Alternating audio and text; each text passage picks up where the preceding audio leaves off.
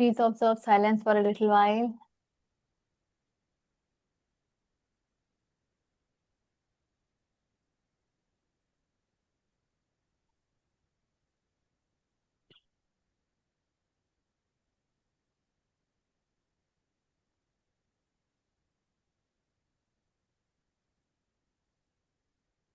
Get centered, get grounded.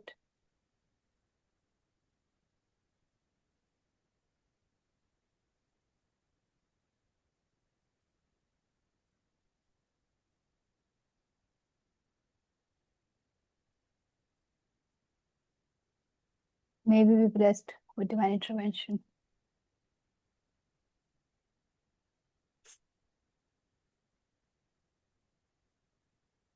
नमस्ते सभी को. So how are we? एकदम बढ़िया, बहुत बढ़िया। चलिए, तो इसके साथ प्रवेश करते हैं. हमने 16वें अध्याय के 4 श्लोक किए हैं ना. 5वें श्लोक में प्रवेश करना है. दैवीय गुण और आसुरी गुण के विषय में चर्चा कर रहे हैं कृष्ण. एक बात याद रखिएगा कि अभी भी गुणों की बात हो रही है, गुणातीत की बात नहीं हो रही.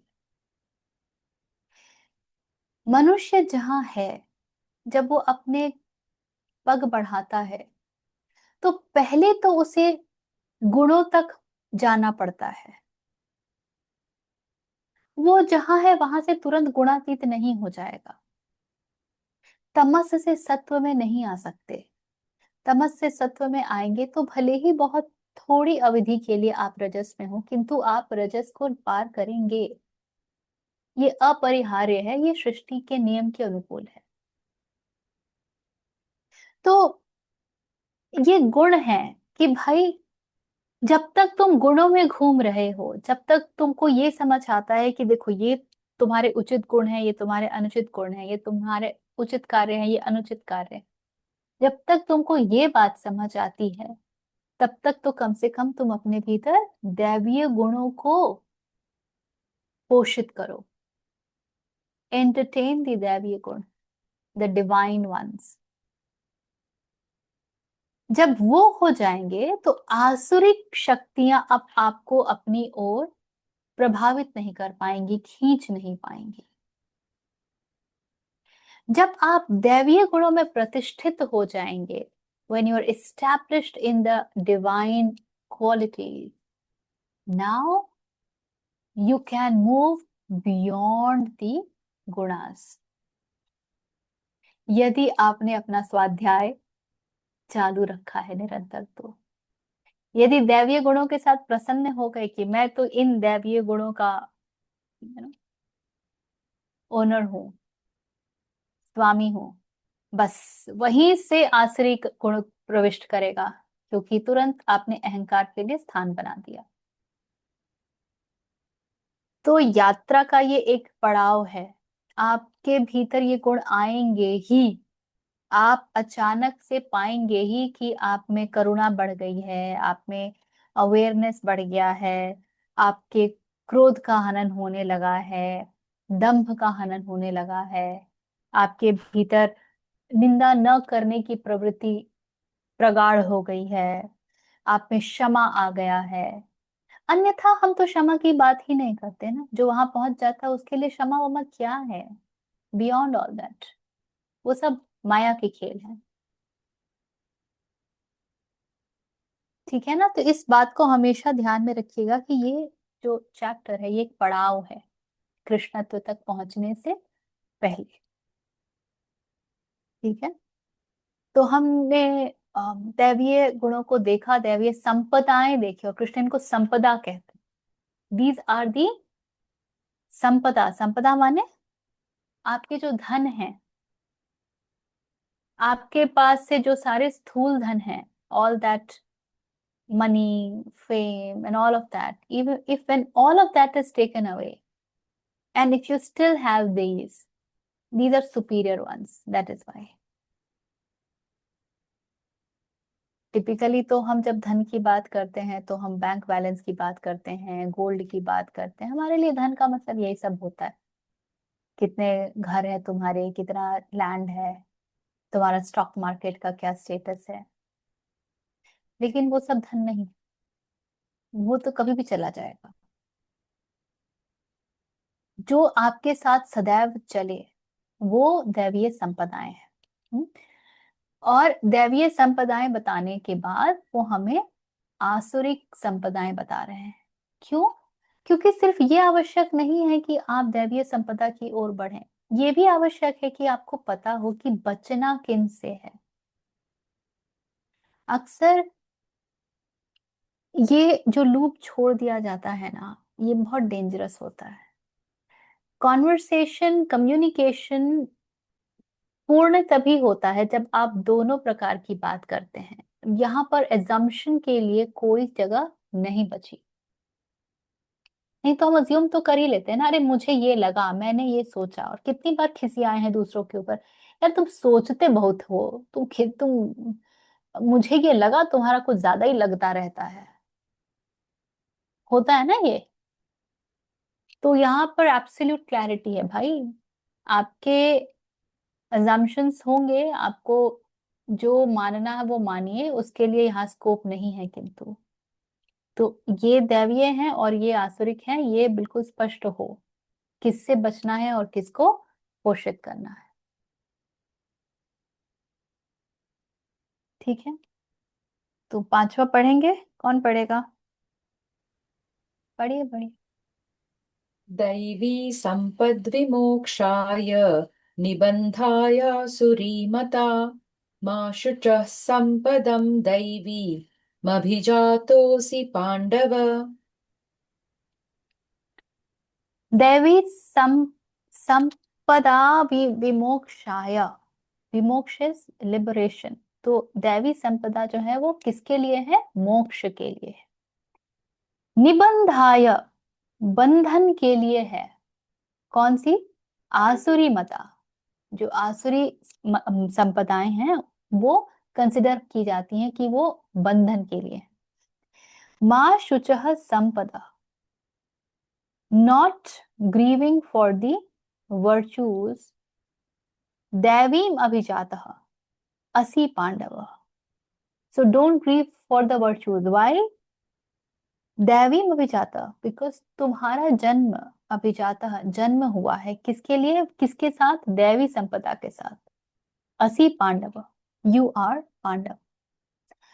The divine state or divine qualities is deemed to make for liberation, the asuric for bondage. Grieve not, O Pandava, you are born for a divine state. तो पहली बात तो ये कि आपको कैसे पता चले कि आपके भीतर जो संपदा पल रही है, बढ़ रही है, वो दैवीय है कि आसुरिक। तो कृष्ण हमें बहुत स्ट्रेट फॉरवर्ड, क्लियर कट उसका दे रहे हैं स्टैंडर्ड, मापदंड की आसुरी संपदा बांधेगी और दैवीय संपदा मोक्ष देगी।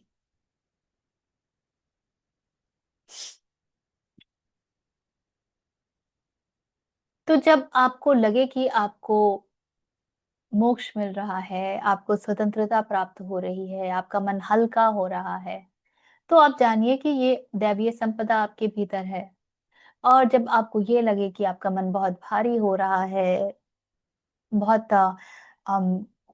चिंताजनक स्थिति है, एक प्रकार की एंजाइटी है, स्ट्रेस है, तो निश्चित ही आप आसुरिक संपदाओं से लेश होते जा रहे हैं। You are getting involve with आसुरिक संपदा। ये एक सिंपल सा मापदंड उन्होंने दे दिया है। अब क्यों बता रहे हैं अर्जुन को कि तुम चिंता मत करो, तुम तो दैवीय संपदा के साथ तुमने जन्म लिया, अतः चिंतित मत हो। क्यों बता रहे हैं ऐसा? वो अर्जुन जिस मनोदशा में है वो अभी भी भागने का प्रयास कर ही रहा है, अभी सोच ही रहा है। कृष्ण अभी भी उसको समझा ही रहे हैं, बता ही रहे हैं। लेकिन जो भाव उसके भीतर उठे हैं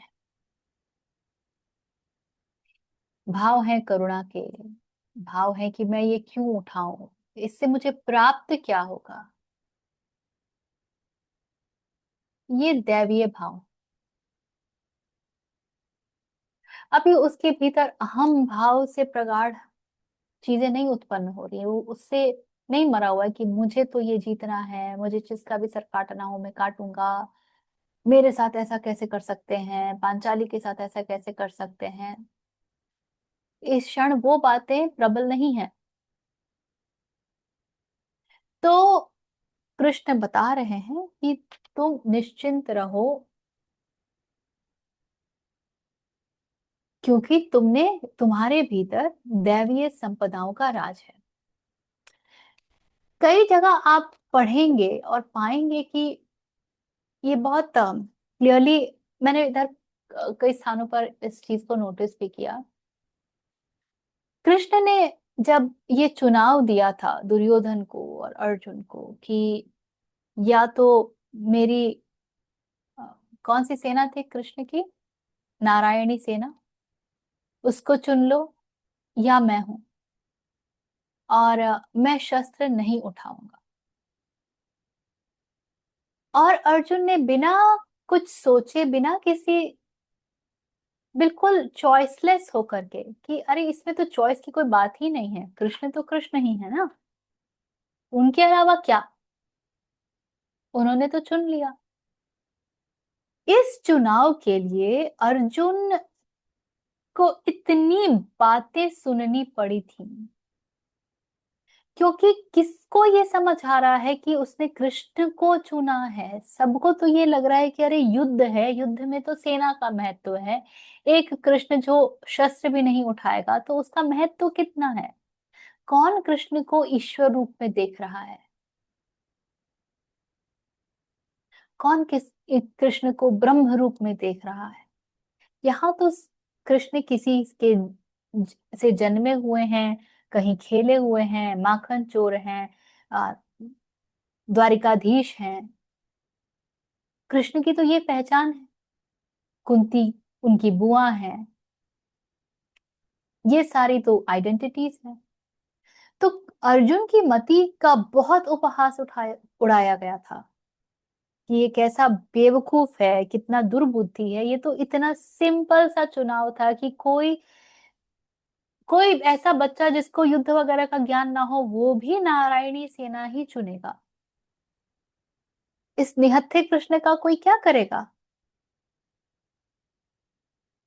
उन्हें अपने भाइयों तक से सुनना पड़ा था, अर्जुन और दुर्योधन और कर्ण वगैरह की तो बात ही छोड़ दीजिए। लेकिन अर्जुन ने कृष्ण को चुना, ये बहुत बड़ी बात है। ऐसे समय में हम क्या चुनेंगे जब हम कृष्ण के बारे में उतना ही जानते हैं, हमें नहीं पता कि कृष्ण श्री हरि हैं और ईश्वर हैं और ब्रह्म हैं, हमें नहीं पता ये सब। तो हम चुनेंगे क्या कृष्ण को, पढ़ेंगे क्या भगवत गीता।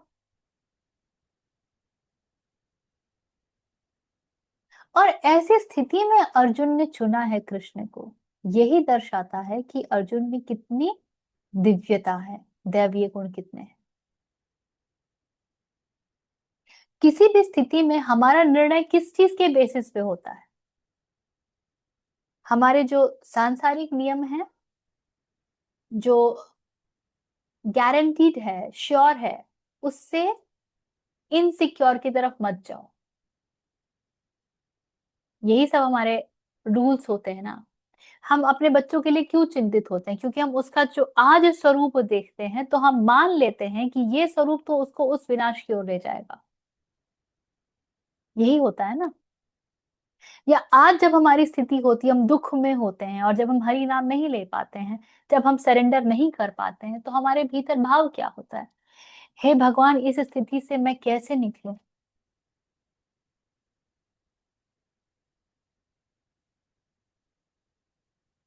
हम ये कैसे भूल जाते हैं कि 10 साल पहले हम ऐसे नहीं थे जैसे आज हैं।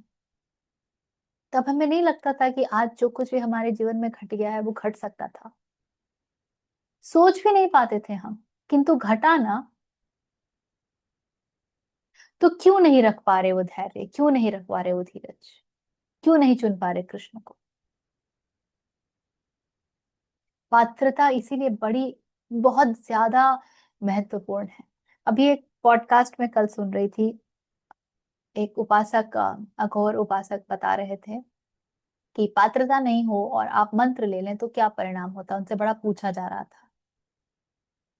तो उन्होंने किसी के विषय में बताया कि ये फला व्यक्ति जो है इनके गुरु जी के पास गए, उन्होंने उनसे भैरव मंत्र मांगा। तो भैरव तो भैरव है भाई। गुरु जी ने कहा कि भाई अभी तुम्हारे भीतर बेटा पात्रता नहीं आई है, तुम ये मंत्र मत लो। किंतु जिद पे अड़ गया, तो गुरु जी ने कहा कि ठीक है, तुम्हें इतना शौक है तो लो, मैं तुम्हें मंत्र दे देता हूँ, किंतु फिर भी मैं बता दूं कि तुम्हारे भीतर अभी वो पात्रता नहीं आई है। आप किसी दैवीय ऊर्जा का अनुष्ठान उठाते हैं और वो ऊर्जा आपका, आपकी परीक्षा नहीं लेगी, ये असंभव है।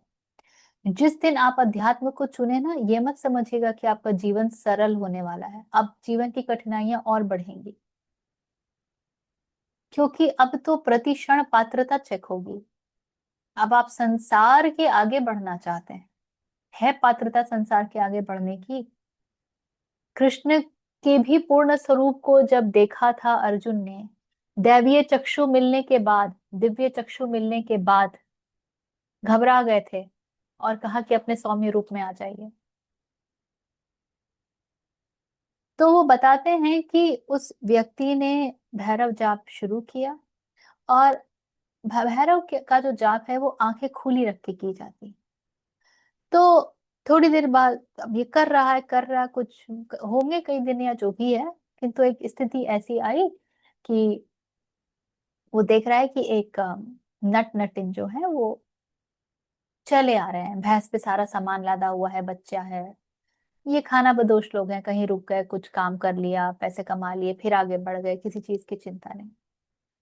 अब ये इसके सामने आकर के, अरे बहुत भूख लगी है, एक हांडी निकाली, चढ़ाई, जो भी साग सब्जी थी काट के उसमें डाल दी। कहते अरे हांडी तो भरी ही नहीं, साथ में एक कुत्ता चल रहा था, अच्छा चलो इस कुत्ते को काट देते हैं, कोई दूसरा कुत्ता खरीद लेंगे। उसको काट दिया।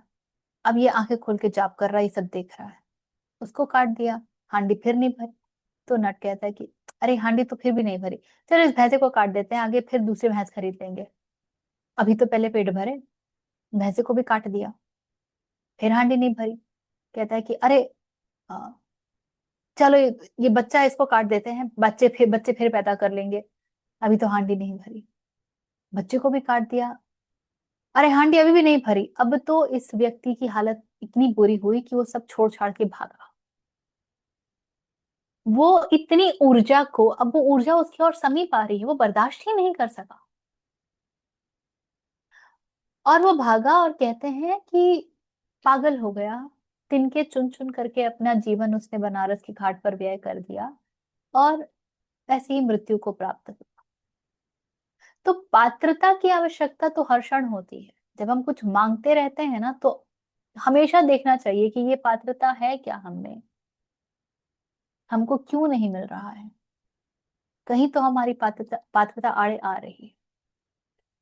तो अर्जुन ने वो पात्रता दिखाई, इसलिए कह रहे हैं कृष्ण कि तुम तो दैवीय गुणों के साथ ही उत्पन्न हुए हो, जन्म लिया है तुमने, इसलिए तुम निश्चिंत रहो। क्योंकि और तुम्हें किसी प्रकार से शोभ में आने की आवश्यकता नहीं है, दुख में मनाने की आवश्यकता नहीं है। Do not grieve.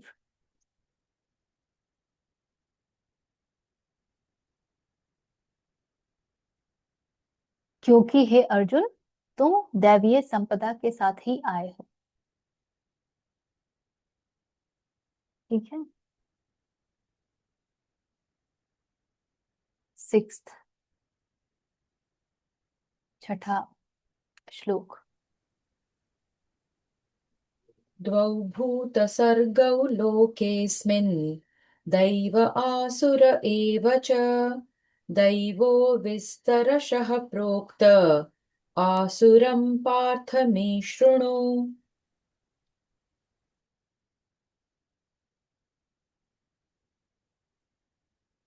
द्वौ भूत सर्गे, दो प्रकार के लोग, दो भूत सर्गे, जो भूत हैं उनमें दो प्रकार के सर्ग होते हैं, टाइप्स होते हैं।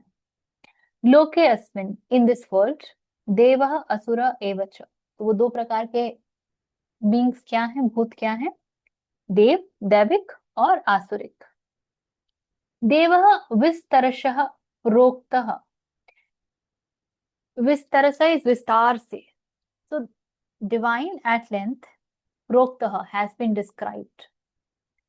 आसुरम पार्थ में शुणु, हे पार्थ अब मुझसे सुनो, आसुरी गुण क्या है? There are certainly two types of beings in this world, the divine and the asuri. The divine have been described at length here from me, O Parth of the asuri। ठीक है, ये है पूर्ण कॉन्वर्सेशन। दोनों बातें बताना आवश्यक है, जैसा भी हम कर रहे थे। हम अजम्पशन में आते हैं ना कि नहीं, मुझे क्या पता था कि ऐसा भी होता होगा। So it's very important to be complete in your, नहीं तो बहुत सरल है ना कि ये दैवीय हैं, इनसे जो विपरीत होंगे वो सब आसुरिक होंगे, ऐसा ही है ना। यदि दो प्रकार हैं तो अभी ये द्वैत में ही, तो ये दैवीय है तो ये आसुरिक है। अगर दैवीय है क्षमा भाव, तो आसुरिक है कि भाई मैं तो क्षमा ही नहीं करूंगा। यदि दैवीय है मन की पवित्रता, तो आसुरिक है मन की अपवित्रता। बहुत सिंपली ले सकते हैं। लेकिन फिर भी कृष्ण इस बात पर जोर दे रहे हैं कि सुनो मुझसे। दो कारण, एक तो जो हमने अभी अभी कहा कि दोनों को जब आप अलग अलग जानते हैं, तब आपके मन में इस पूरे कहानी का, पूरी बात का प्रॉपर ढांचा बैठता है। दूसरी बात, सुनना बहुत बड़ी क्रिया है। सुनना ही आपके भीतर से बहुत सारी आसुरिक प्रवृत्तियों को, आसुरिक गुणों को डिसॉल्व कर देगा, यदि आपने वाकई सुना है तो। सुनते ही आपको समझ आ जाएगा, अच्छा ये ऐसा है, मैंने तो इसके विषय में ऐसा कुछ सोचा ही नहीं था। अब ये बात स्पष्ट हो रही है और आप चेत जाएंगे, आपके भीतर चेतना का विस्तार हो जाएगा। इसलिए सुनो, बहुत आवश्यक है। ठीक है,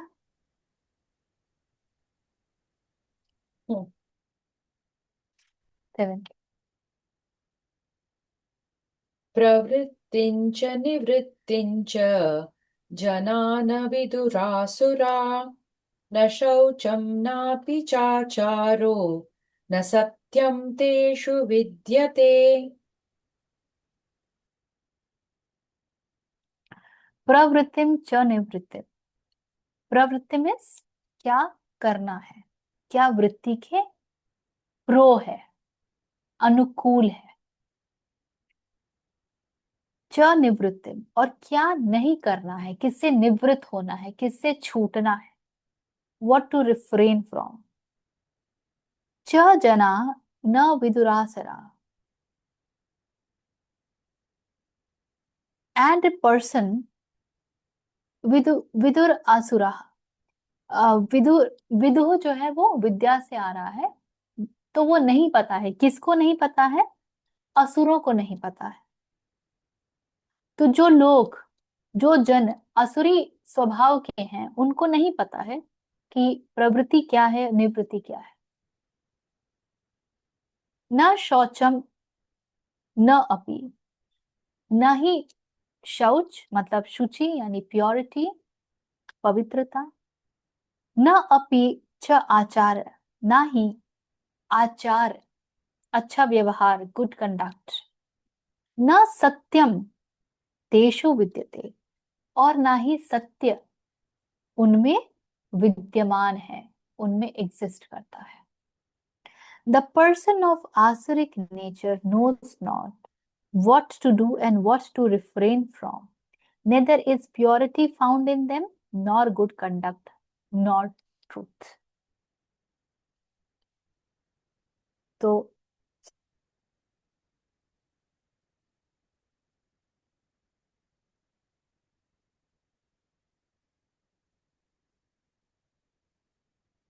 दो तीन तरह के लोग हम देखते हैं। एक वो होते हैं जो कोई कार्य को करने से बड़ा सोचते हैं, लेकिन वो क्या सोचते हैं, वो ये सोचते हैं कि भाई इससे लाभ क्या है, इससे हानि क्या है। वो धर्म संगत है कि नहीं, वो ये नहीं सोचते हैं। ये बात धर्म संगत है कि नहीं, वो ये नहीं सोचते हैं। इससे लाभ क्या है, इससे हानि क्या है, ये सोच लेते हैं। दूसरे हैं जो सोचते नहीं है, कूद जाते हैं। अरे अरे, ये तो है ना बहुत अट्रैक्टिव लग रहा है, इससे कुछ होगा, हवा चल रही है, झूल जाओ, उड़ जाओ, साथ में बह जाओ। और तीसरे हैं जो कि कुछ भी नहीं करते हैं, बुद्धि नहीं लगाते हैं, वो स्टिल हो जाते हैं कि मुझे नहीं पता कि क्या करना चाहिए, क्या नहीं करना चाहिए, किन करता भी मूड। कह रहे हैं कृष्ण कि जो आसुरिक प्रवृत्ति का, आसुरिक स्वभाव का व्यक्ति है, उसे नहीं पता क्या करने योग्य है और क्या नहीं करने योग्य है, किससे बचना है और किससे, किसमें डूबना है, किसमें उतरना है। ये प्रश्न प्रश्न नहीं बोलूंगी, आप सब जानते हैं कि मैं इन दिनों रघुवंशनाथम पढ़ रही हूँ। तो श्री राम के चरित्र को जिस प्रकार से हम लोग पोट्रे करते हैं कि वो तो बड़े, कितने दीन हैं, कितना अ, पिता के शब्दों का मान रखा, एक क्षण में पूरा राज्य त्याग दिया, पत्नी को भी वनवास ले गए। उन्होंने कोई विद्रोह ही नहीं किया कि मेरे साथ अनुचित हो रहा है, नहीं किया ना। तो कितने गलिबल लगते हैं, लुक्स सो गलिबल। कह रहे इनको तो बस धर्मोचित समझ आना चाहिए, अब क्या धर्म है ये यही जाने। शेष को तो धर्मोचित लग नहीं रहा था, कैकेयी का कहना।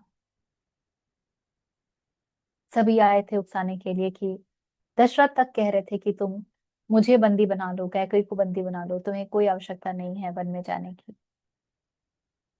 लेकिन क्या श्री राम ने असुरों को छोड़ दिया कि जीवन छोड़ना है? मारा ना सबको चुन चुन करके, खड़े हुए ना उनके विरुद्ध। कोई गलिबलनेस नहीं था वहां पे, कोई क्षमा वमा नहीं थी।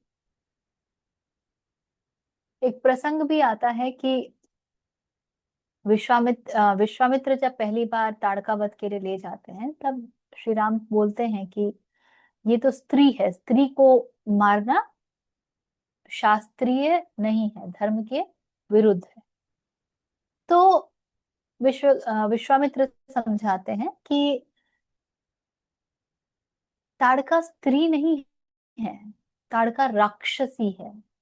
उसका स्त्री धर्म कहाँ है, उसमें स्त्रीत्व कहाँ है, उसमें कहाँ कोई स्त्राणता दिखती? क्या उसमें पालन पोषण करने वाले नर्चरिंग गुण दिखते हैं? वो तो खा रही है सबको, वो तो मार रही है, उसमें कहाँ है वो सारे गुण? तो उसे तुम स्त्री नहीं राक्षस रूप में देखो, क्योंकि उसके सारे कर्तव्य, उसके सारे कार्य वो राक्षसी कार्य के अलाइनमेंट में है। और इसलिए बिल्कुल ये मत सोचो कि तुम एक स्त्री को मार रहे हो, तुम्हें पता होना चाहिए कि तुम एक राक्षसी को का वध कर रहे हो। तो जहां राक्षस दिखता है वहां तो वो नहीं विचलित हुए कि नहीं, इनको नहीं मारूंगा क्योंकि मारना अपराध है। मार तो वो दशरथ को भी सकते थे, कैकई को भी सकते थे, किंतु वहां तो अपराध था। तो ये बहुत स्पष्ट है कि इतना इतना गहरा ज्ञान है कि धर्म क्या है, उचित क्या है और अनुचित क्या है। हर बात हर जगह फिट नहीं होती है, हर बात हर जगह फिट नहीं होती है। ये असुरों को नहीं पता होता है। तो जब हम अपने भीतर उस असमंजसता को पाएं कि क्या करें और क्या ना करें, तो पता हो कि अभी धर्म के लिए खड़े होने की शक्ति नहीं जुटा पा रहे हैं। क्योंकि क्या करें क्या ना करें ये तो पता ही रहता है, कहीं भीतर तो बैठे ही है, लेकिन हम उस तरफ मोहग्रस्त होकर के, अटैचमेंट से डिल्यूड होकर के, माया के प्रभाव में आकर के वो धर्मोचित कार्य नहीं कर पाते। यही बहुत स्पष्टता से बताता है कि अभी हम दैवीय गुणों की तरफ बढ़ नहीं पाए हैं।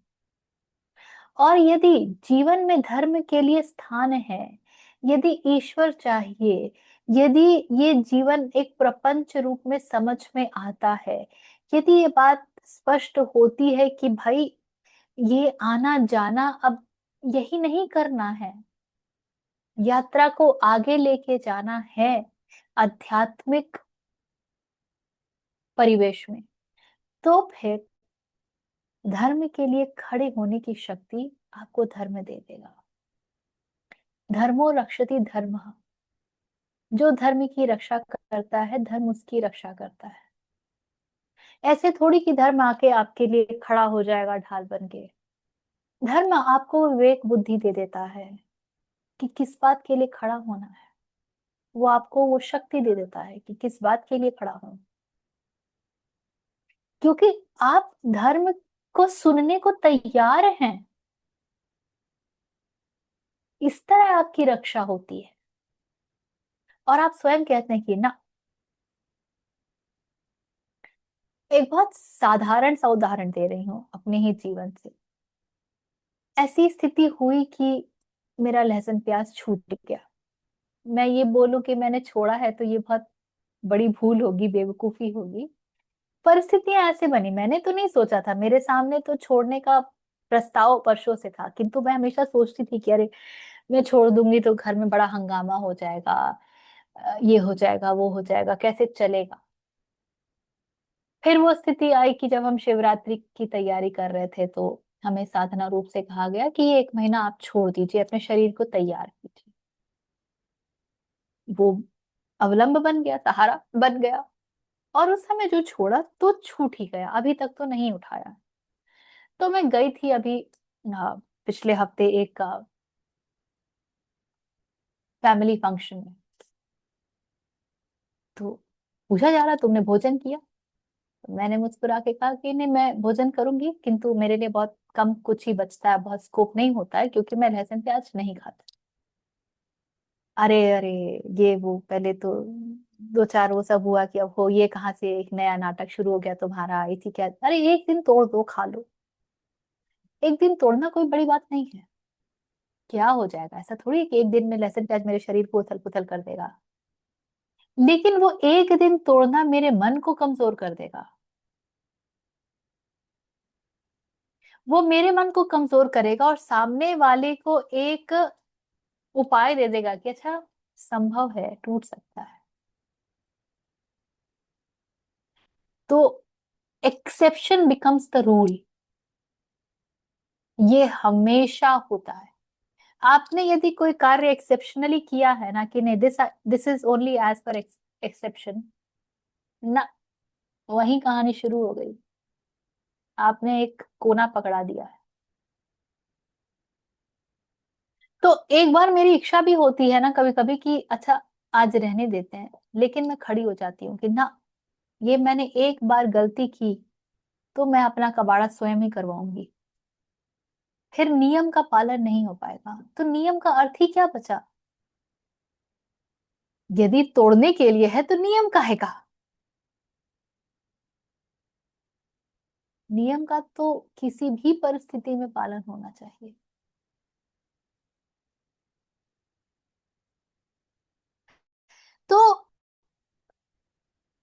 जब आप ऐसे तटस्थ हो सके तो आप समझिए कि आप दैवीय गुणों की ओर बढ़ रहे हैं।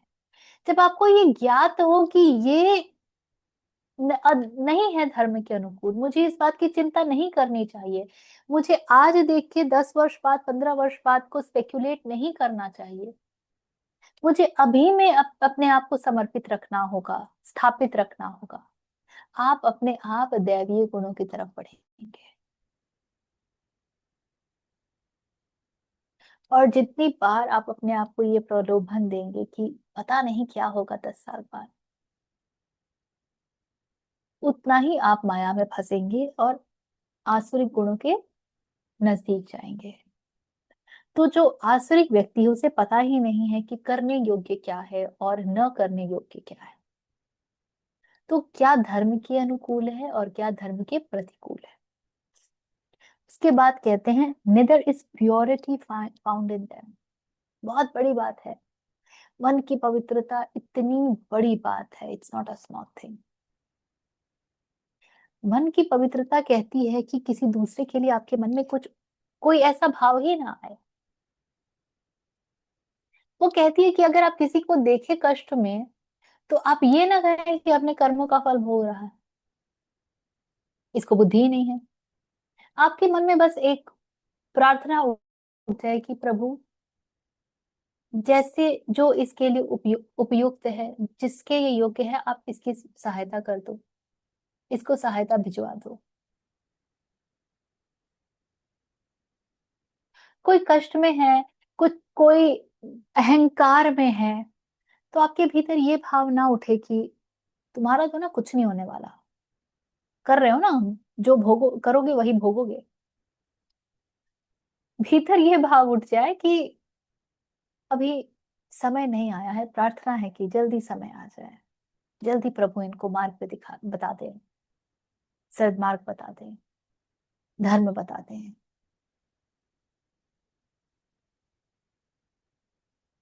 मन मन का शुद्ध होना बहुत बड़ी घटना है, इतनी बड़ी घटना है कि कबीर क्या कहते हैं, किसी को है याद।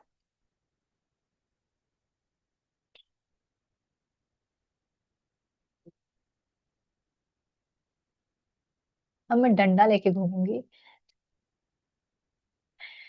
कबीरा मन निर्मल भया,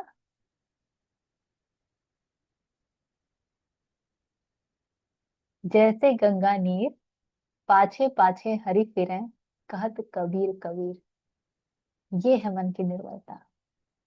ऐसा मन निर्मल हो जाए जो गंगा नीर के समान है। गंगा नीर की क्या खासियत है, क्या विशेषता है।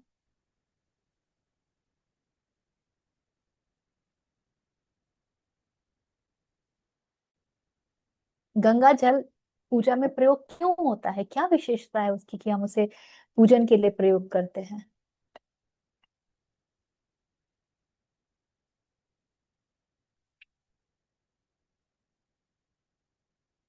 दो बहुत प्रमुख विशेषताएं हैं। पहली ये,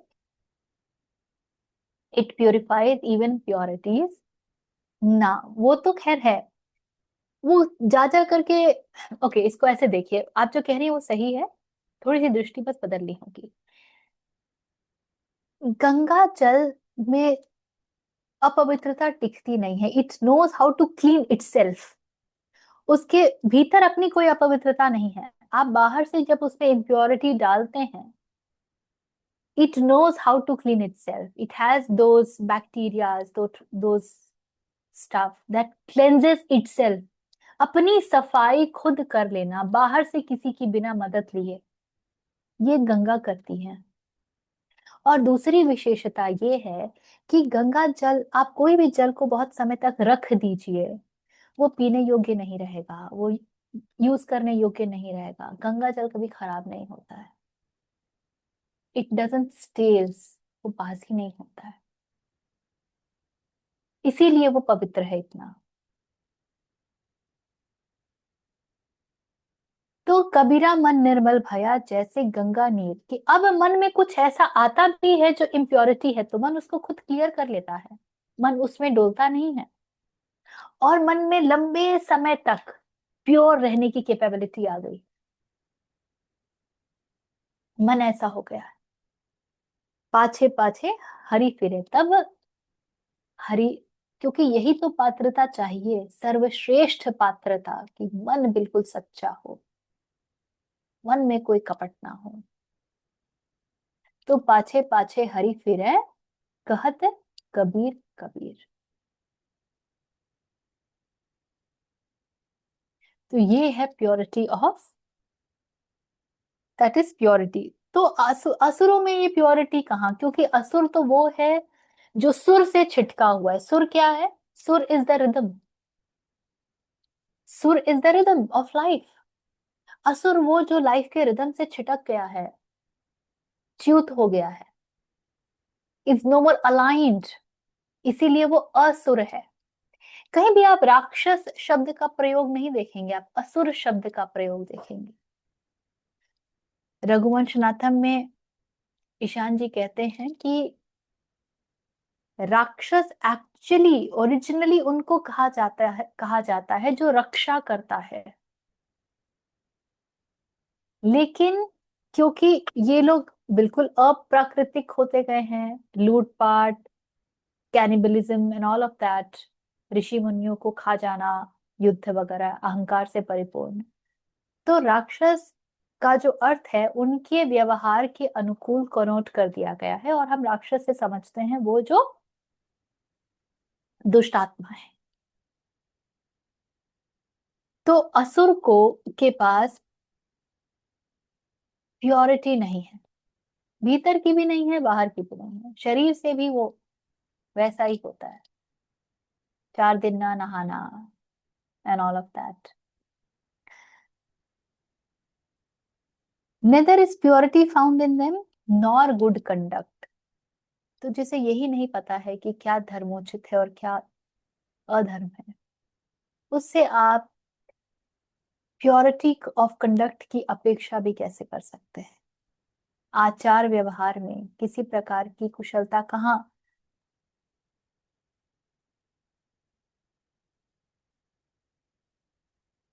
कैसे उससे हम उम्मीद कर सकते हैं, उसकी अपेक्षा नहीं कर सकते। तो उन्हें ये भी नहीं पता, क्योंकि जिसे ये जो धर्म से छिटका हुआ है तो वो माया में अटका हुआ है। माया में अटकने का सबसे केंद्रित भाव होता है कि वो मैं में स्थापित है। आई, जो आई से शालित है, अहम भाव से शालित है, उसे गुड कंडक्ट का कैसे पता होगा? उसका तो सारा कंडक्ट अहम के ही द्वारा चलेगा ना, उसके सारे कंडक्ट अहम से चलेंगे, मैं से चलेगा, सेल्फ सेंट्रिसिटी से चलेगा। ठीक है, नॉर ट्रुथ। अब सत्य की तो हम क्या ही बात करें। तो जो आसुरिक है उसे सत्य का भी कुछ पता नहीं है।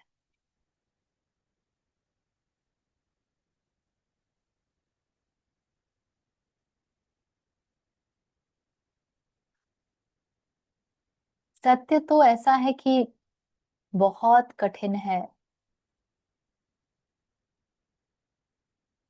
कि ये ही है, और उस पर अविचलित भाव से खड़े रहना बहुत कठिन है, बड़ी पात्रता मांगता है। सत्य सबके सामने इसलिए उजागर ही नहीं होता। आपकी इतनी परीक्षा लेगा, आपकी इतनी परीक्षा लेगा कि कोई हद नहीं। आप सोचते रहिए, देते रहिए परीक्षा। बहुत बहुत तल पार करने पड़ते हैं सत्य में स्थापित होना। मनुष्य अपने न होने के विचार से इतना कंपित है, इतना शेकन है, कि अपने आप को बचाने के लिए वो हर विधि करता है,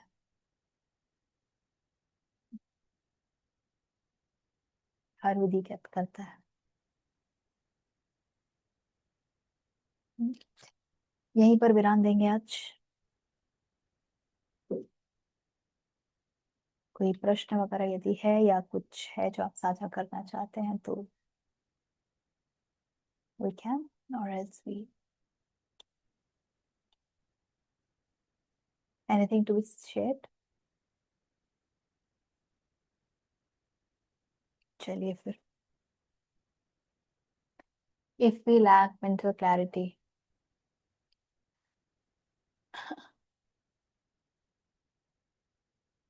समय देना पड़ता है ना. Yeah, that is indeed, it is asuric vritti. To have taken birth as human is in between divine and asuric. So a human has a possibility to move towards the divine or have a downfall towards the asuric. That's the choice. Which side you are gravitating. To not have mental clarity is not a problem to begin with. The problem is, are you willing to have mental clarity?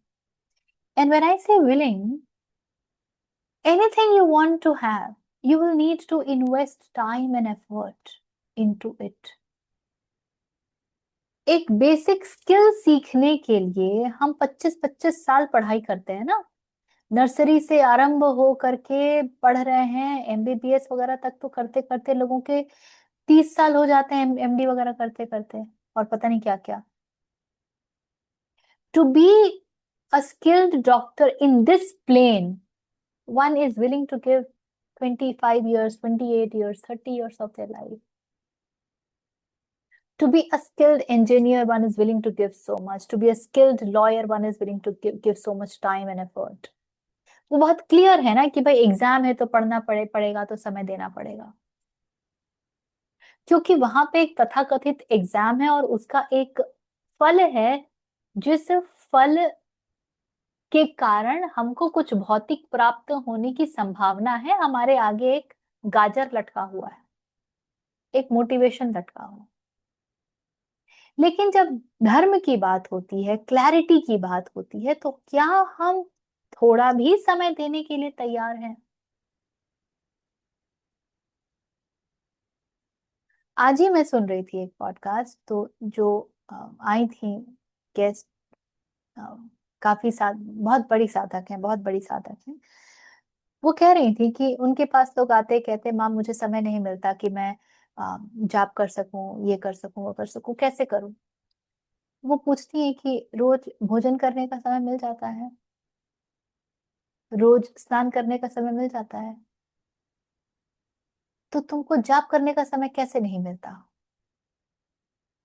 हम अपने आप को कितना मूर्ख बनाने में लगे रहते हैं ना. हमको इंस्टाग्राम स्क्रॉल करने का समय मिल जाता है, हमको गप्पा मारने का समय मिल जाता है, लेकिन हमको जप करने का समय नहीं मिलता है.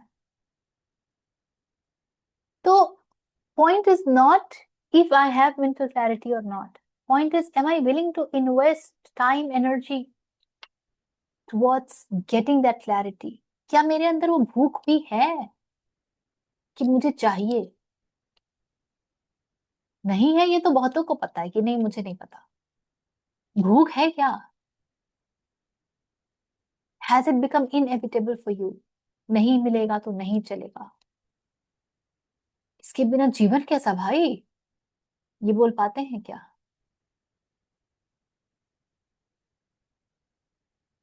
So that's what is the grace of being human. Choose which side you want to gravitate. ठीक है.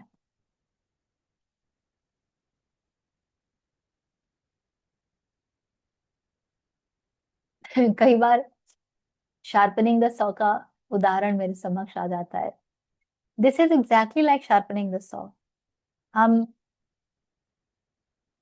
कहते हैं ना, लकड़हारा जो है वो व्यस्त है पेड़ काटने में, और वो और श्रम कर रहा है कि मैं ज्यादा काट सकूं, ज्यादा काट सकूं, लेकिन प्रतिदिन उसकी काटने की जो एनर्जी है, जो काटने का पूरा इफेक्टिवनेस है, वो घटता ही जा रहा है.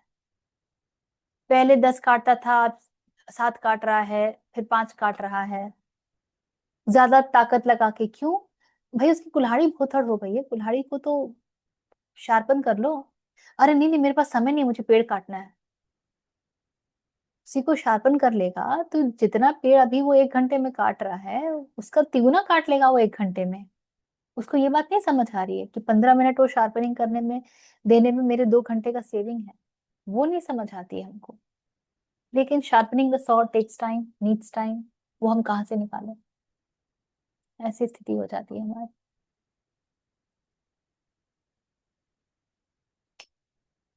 सच कहूं तो मैं कोई पारंगत थोड़ी हूँ भगवत गीता में, इतनी बुद्धि तो मेरी भी नहीं है। जितनी बुद्धि है उसके अनुसार मैं उसका अर्थ कर रही हूँ, उसको समझने का प्रयास कर रही हूँ।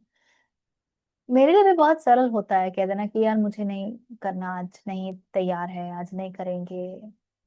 It's an effort for me also. But Krishna को हम जैसे भजेंगे, कृष्ण हमें वैसे भजेंगे। चौथा अध्याय। So you have to choose to show up. You have to choose to show up.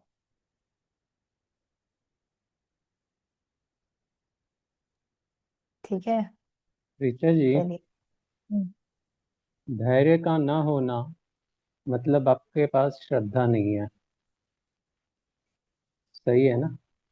Absolutely. ठीक है। वेरी धन्यवाद। गुड। बोलिए।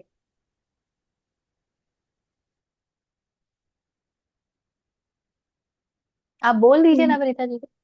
हम्म, हाँ जी, हाँ जी, मैंने सोचा कि टाइप करने के वजह मैं बोल रही हूँ। हाँ, हम्म। नहीं, मुझे ये चीज एक मन में आ रहा था, मैंने सोचा पूछूं, फिर आप जब एक्सप्लेन कर रहे थे तो मुझे दिमाग में आया कि नहीं, शायद ऐसे ही हो सकता है। तो मुझे लगता है, if you leave your job and people are very attach to you and people are missing you, I think missing somebody or something is also kind of आसुरिक वृत्ति। मीन्स आपको बहुत ज्यादा अटैचमेंट है, आप अटैचमेंट छोड़ नहीं पा रहे हो, और अटैचमेंट मतलब डिजायर अटैच्ड है उससे। सही है? सही है, किंतु जैसा हम हमेशा कहते आए हैं, डिजायर को 2 अवस्था में देखेंगे। डिजायर किसकी? You could be missing the session.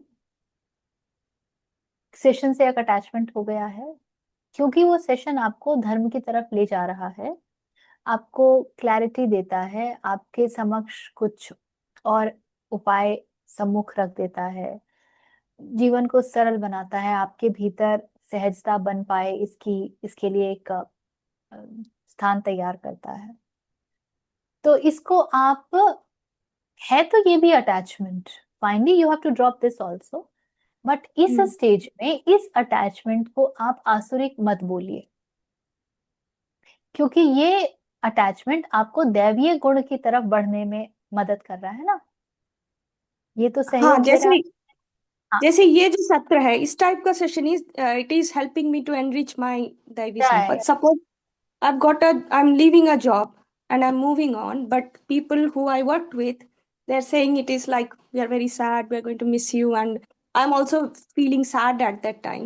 So at that time, my sadness, would it not be Asurik Vritti? Because I got so attached and I'm not ready to leave because उसके साथ मेरा बहुत लगाव हो गया। ये मैं पूछ रही थी। हाँ, पर ऑर्गेनाइजेशन में तो ये सब बहुत मोमेंटरी होता है। जैसे ही छूटता है, नए परिवेश में जाते हैं, वहां आप रम जम जाते हैं, तो पीछे किसी का याद भी नहीं आता, फोन भी नहीं आता है, बातचीत भी बंद हो जाती है। बहुत मोमेंटरी होता है। These are more formality based, औपचारिकता है कि हाँ देखो, I will miss you, we will miss you. एक मुझे ओशो की एक कहानी याद आ गई कि उनका जो पात्र है, एनीवेज मैं भूल गई, हाँ। So Mulla Nasruddin. Mulla Nasruddin, so he was one of the most pathetic worker in the organization. कोई काम नहीं करेगा, फुल टू टाइम पास करेगा, गॉसिप करेगा, लोग उससे बिल्कुल त्रस्त हो गए थे। फाइनली मुल्ला ने तय किया कि I am gonna resign. Mulla resign कर रहा है, सब में हर्ष की लहर। सबको लगा कि यार फेयरवेल तो बनता है, दे ही देते हैं मुल्ला को, लेट हिम गो। उसको लगे तो कि हाँ फेयरवेल तक देने को लोग तैयार हैं, मतलब लोग भेजने को तैयार है। फेयरवेल आया, लोगों ने फेयरवेल में स्पीच देना शुरू किया, सब मुल्ला की तारीफ के पुल बांध रहे हैं कि मुल्ला साहब ने ये सीखा, ये सीखा, मुल्ला ऐसे अच्छे थे, वैसे अच्छे थे। सो मच सो कि मुल्ला अश्रुपूरित हो गए, कहते हैं मुझे नहीं पता था कि आप सबका मुझसे इतना स्नेह है, मैं अपना रेजिग्नेशन वापस लेता हूँ। सो ऑर्गेनाइजेशन में तो these are more like formalities. Even with in your relatives, it's a big formality with most of them. You will find very few close knit जिसके साथ आप दुख सुख सब कुछ बांट बांट सकते हैं, बात कर सकते हैं, वेरी फ्यू। पर हाँ, अगर वहां पे भी अटैचमेंट पनप रहा है कि कैसे होगा तुम्हारे बिना, नहीं होगा, तो फिर तो ये आसुरिक डेफिनेटली है, बिकॉज श्रद्धा की कमी है ना। आप ये नहीं कह रहे कि अब चलो अब समय आ गया है, अब ईश्वर ही देखेंगे जो है, मुझे पता है इट्स गोना टेक मी जहाँ इसको लेके जाना होगा, ये नहीं कह पा रहे ना। तो है तो ये भी आसुरिक, हालांकि हम इसको अपने रोजमर्रा के जीवन में आसुरिक मानते नहीं, हम कहते ये तो स्वाभाविक है, ये तो नेचुरल है। ठीक जी है, take it as a with a pinch of salt that this is also part of growing. Someday you will overgrow this also, and then you will not be missing really. Having compassion is perfectly fine कि हाँ अब जा रहे हैं, जाना होगा। So that definitely feels bad कि अभी आप लोगों के साथ इतना अच्छा संग था, this and that, and now I have to leave, I have to go. So it definitely feels bad, but the show must go on. या Life is a flow, so let it flow. Okay या इसीलिए धन्यवाद भिक्षुओं को, बुद्ध के भिक्षुओं को किसी भी स्थान पे 2 दिन से ज्यादा रहने की अनुमति ही नहीं थी। तीसरा दिन आते आते आप बॉन्ड्स बनाने लगेंगे, आप अटैचमेंट बनाने लगेंगे। 2 दिन होते होते आपको वो गांव छोड़ देना है। इसीलिए श्री राम जब वन में भी गए तो वो एक जगह बना करके बहुत समय तक नहीं रहे, घूमते रहे, अलग अलग जगह कुटिया बनती रही। जी बढ़िया धन्यवाद बहुत सुंदर है हम्म, जी जी हाँ कुछ था अभी चैट बॉक्स में, obituary speeches are like that. हाँ सब तो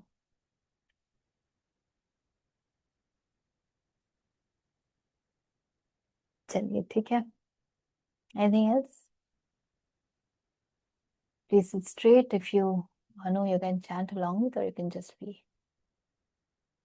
Om Purnamadah Purnamidam Purnat Purnamudachyate Purnasya Purnamadaya Purnameva Avashishyate.